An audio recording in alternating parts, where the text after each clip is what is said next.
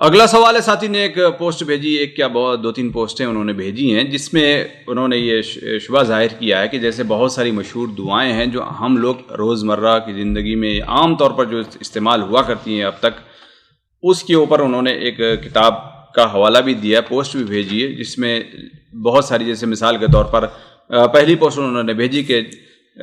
پہلی کا جو چاند دیکھنے کی دعا ہے، اللہم احل علینا بالامن والایمان والی جو دعا ہے، اس کو ضعیف کہا گیا ہے۔ اور اسی طریقے سے نماز کے بعد کی جو دعائیں ہیں اس کے اندر سورۃ الاخلاص بھی پڑھنے کے لیے کہتے ہیں علماء کرام، آج تک بھی یہ لوگ چلتے ہیں اس پر، اس کو بھی ضعیف کہا۔ یہاں پر ساتھی اس کا اشکال ظاہر کرتے ہیں کہ مانے تو کس کو مانے؟ اولاً تو دیکھیے، یہ بہت بڑی غلطی ہے کہ آپ کے سامنے جو بھی ایک کتاب آ جائے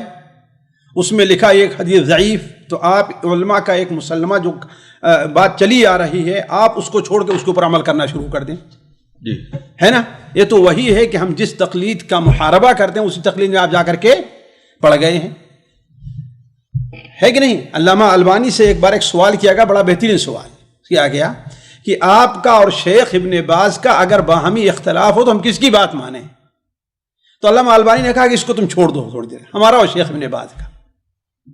معاملہ چھوڑ دو۔ اصل چیز یہ دیکھو کہ دونوں علماء میں جو دو ہیں ان میں عام لوگوں کے لیے یہ دیکھا جائے کہ ہاں بھائی ایک نوجوان ہے ابھی اور ایک ہے علم کی دنیا میں اس نے اپنی ایک عمر گزار دی ہے، تو ظاہر بات ہے دونوں برابر نہیں ہو سکتے۔ تمہیں نوجوان کی بات نہیں لینی چاہیے اگرچہ وہ صحیح ہو، بغیر تحقیق، تمہارے پاس معیار نہیں تحقیق کرنے کا، تو تم اسی کی بات لو جس نے عمر کے اندر اپنی ایک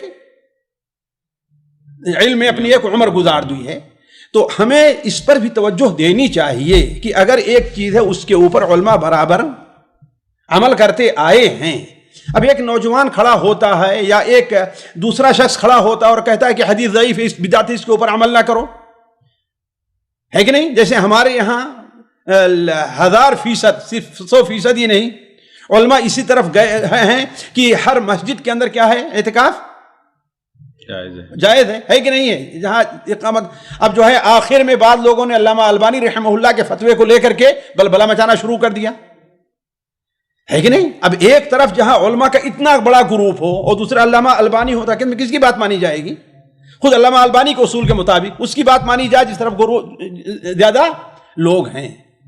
تو پہلی بات تو یہ ہے کہ ایک بنیادی چیز یہ سمجھیں کہ ہر کوئی آدمی کسی چیز کو اگر ضعیف کر دیتا ہے تو اس کی بات کو مان کر کے وہ جو ایک سنت چلی آ رہی ہے آپ کے ہاں اور معتبر علماء حدیث کہتے چلے، ان کو چھوڑ نہیں دیا جائے گا، الا کہ اس پر مزید تحقیق ہو اور اس کے ساتھ اور بھی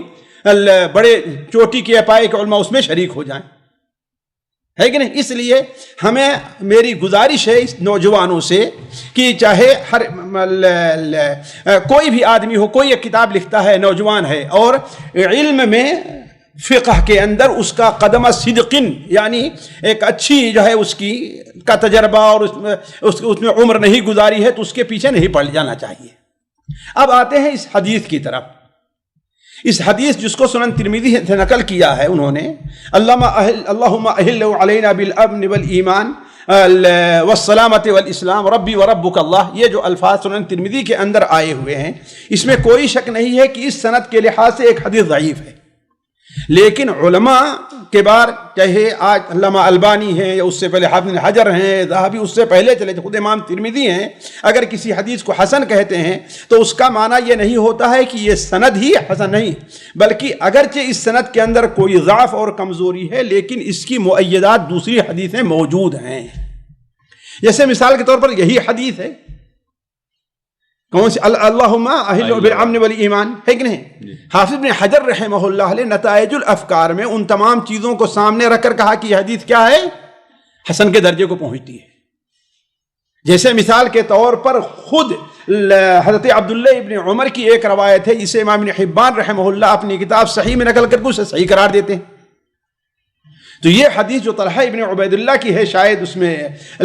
سنن ترمذی میں یا کس کی ہے، وہ اگرچہ اپنی سند کے لحاظ سے ضعیف ہے لیکن اس کی مؤیدات دوسری حدیثیں بھی پائی جاتی ہیں۔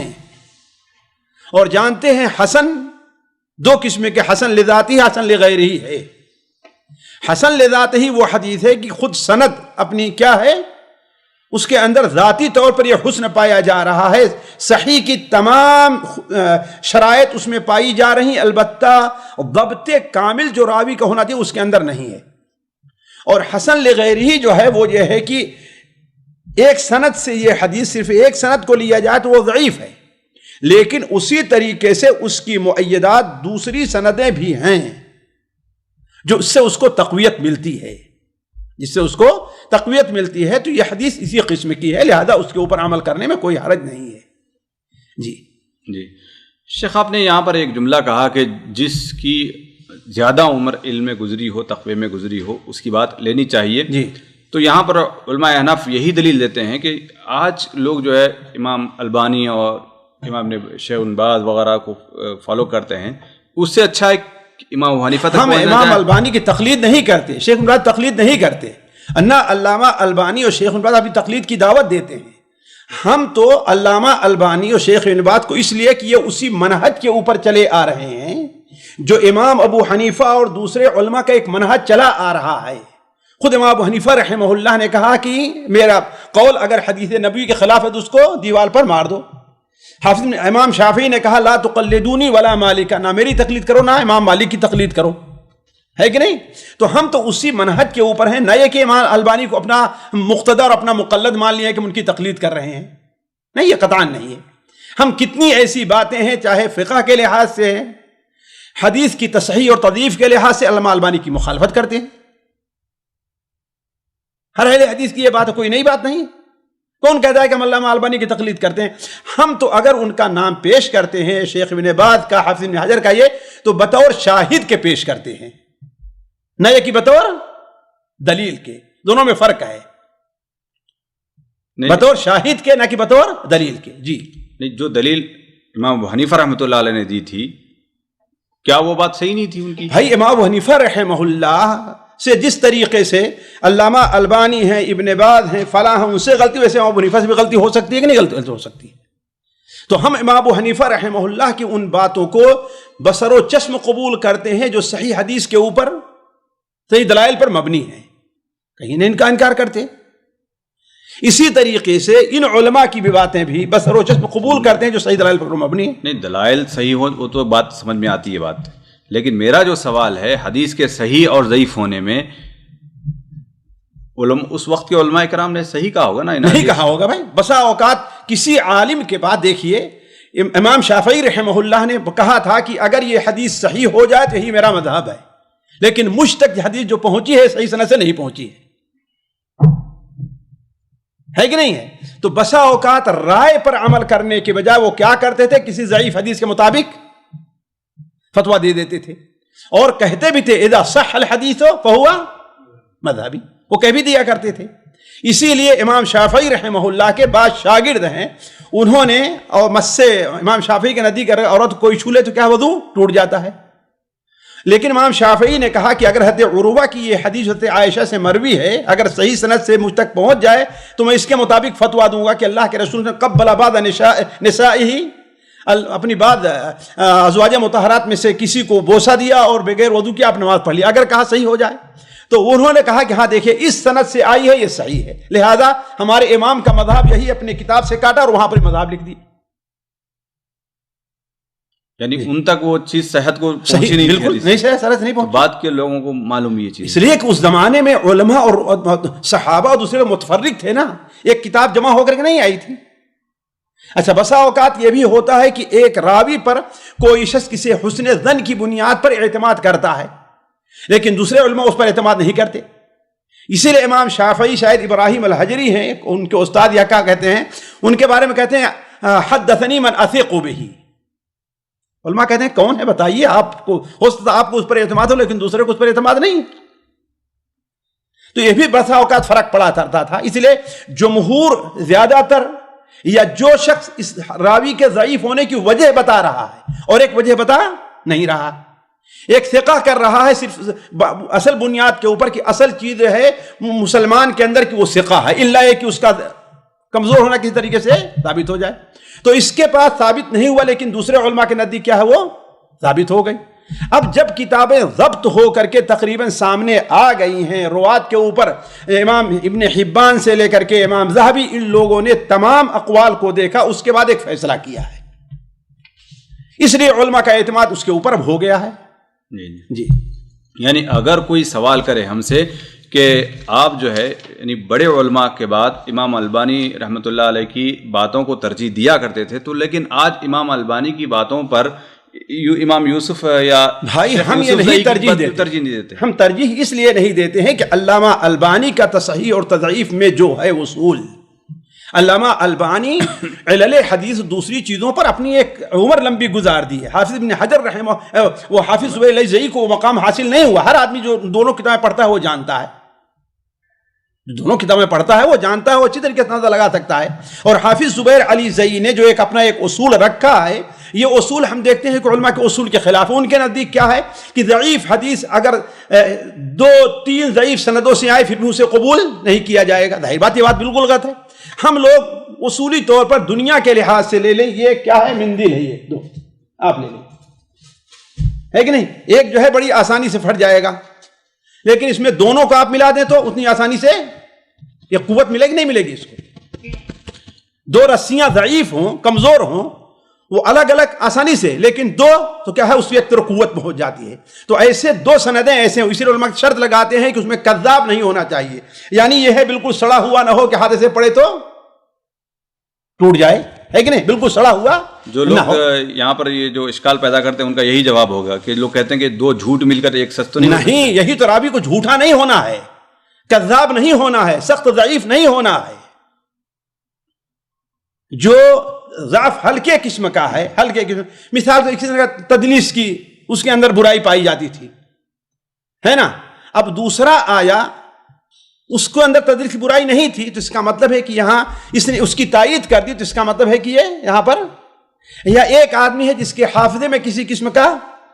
2 راوی ہیں، کیا ہے، ضعف پایا جا رہا ہے، ہلکا ضعف، یعنی جھوٹ نہیں بولتا جان بوجھ کر کے نہیں، اور یہ نہیں کہ بہت غلطی کرتا ہے، ہلکا سا ہے کہ کبھی کبھار اس سے کیا ہے سہو ہو جایا کرتا ہے۔ تو علماء احتیاط کے طور پر اس کی حدیث کے اوپر بھی حرف لگاتے ہیں، لیکن اسی طریقے سے 2-3 راوی اور مل جائیں تو اس کا مطلب کیا ہے کہ اس سے سہو نہیں ہوا ہے۔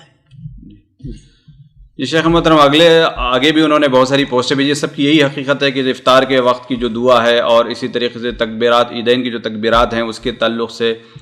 اور دیکھیے اس میں تو کوئی شک نہیں، جو افطار کی دعا سنن ابو داؤد میں ہے اللہم لک صمت کا، اس کو تمام علماء ضعیف کہتے ہیں۔ افطار کے بارے میں جو حدیث وارد ہے وہ ہے کہ اللہم ذهب الظمأ وابتلت العروق، لیکن ایک بات یہاں پر اور میں کہہ دوں، کسی حدیث کا ضعیف ہونا اور معاملہ ہے، اگر وہ عقائد سے متعلق نہیں ہے، اگر وہ احکام حلال حرام سے متعلق فضائل اعمال سے ہے، تو اس سلسلے میں علماء نے تھوڑے سے نرمی سے کام لیا ہے۔ میں ایک مثال دوں، یہی حدیث ہے، شیخ الحدیث عبید اللہ مبارک پوری رحمہ اللہ اپنی کتاب مرآۃ المفاتیح میں اس حدیث کو ضعیف کہتے ہیں، اور اپنے رسالہ جو رمضان سے متعلق لکھا ہے اس میں افطار کی دعا میں اس کو ذکر کیا ہے کہ دعا ہے، ظاہر بات فضائل اعمال میں ہے، حلال تو اس سے تساہل علماء نے کچھ برتا ہے کہ نہیں؟ تو ہمیں بھی یعنی شدت نہیں برتنا چاہیے، شدت یہ برتنا یہ جو ہے آج چند سالوں سے لوگوں نے پیدا کر دیا ہے، ورنہ یہ شدت نہیں پائی جاتی تھی۔ امام ابن تیمیہ رحمہ اللہ کا میں ایک قول پڑھ رہا تھا، انہوں نے اپنی کتاب القاعدۃ الجامعہ کے اندر بھی لکھا ہے اور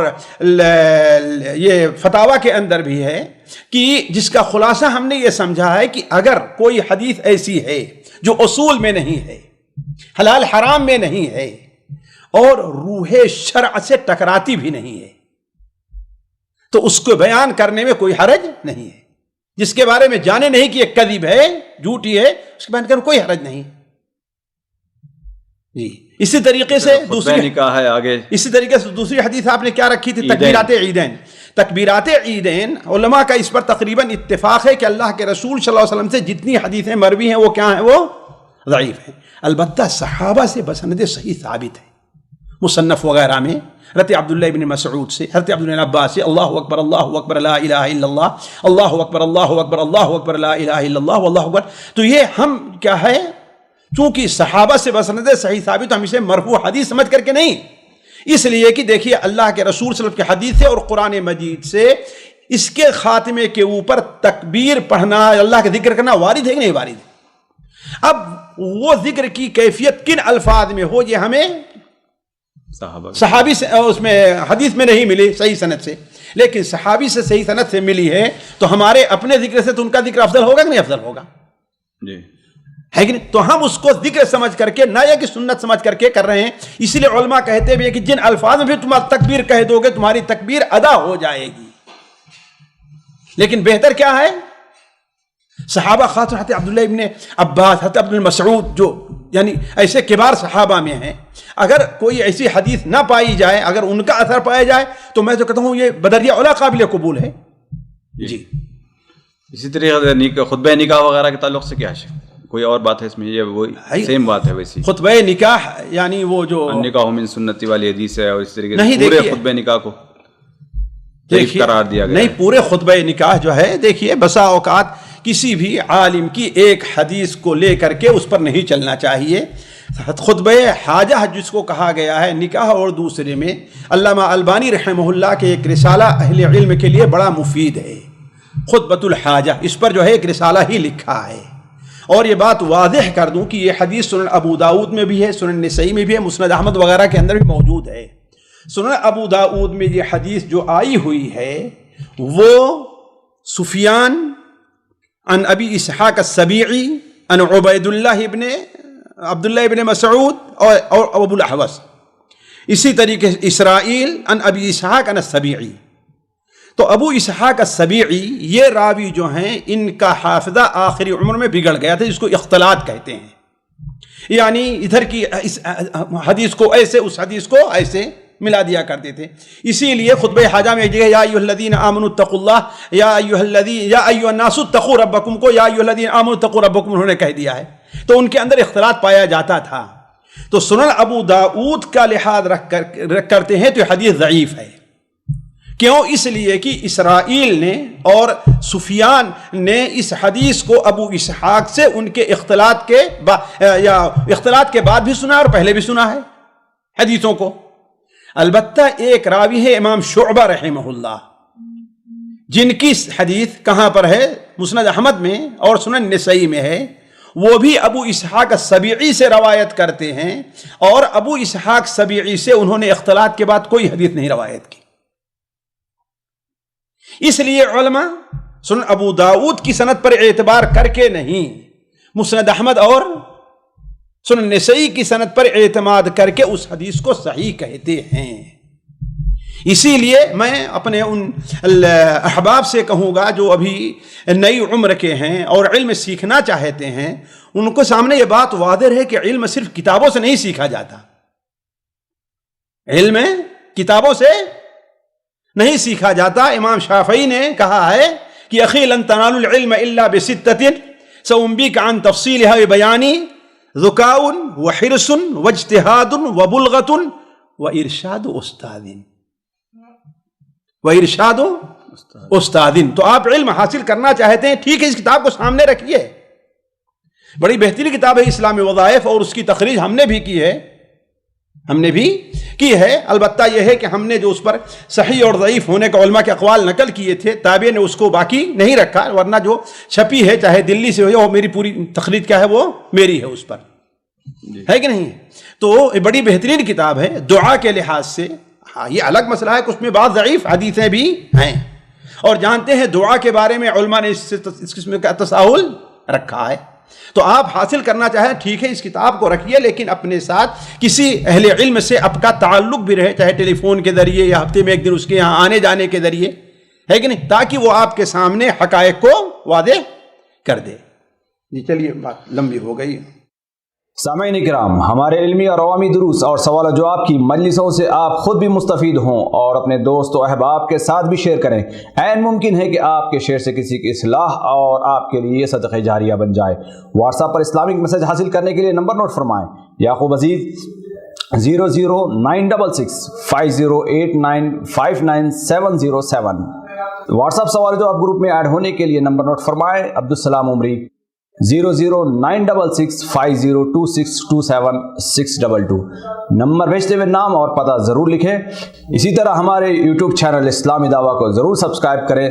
تاکہ ہماری ہر نئی اور اہم ویڈیو کی اطلاع آپ کو فوری حاصل ہو جائے۔ تمام دروس، مقالات اور سوال و جواب سیریز کے لیے ہماری مشہور ویب سائٹ www.islamidawah.com کا مشاہدہ کرتے رہیں۔ السلام علیکم ورحمۃ اللہ وبرکاتہ۔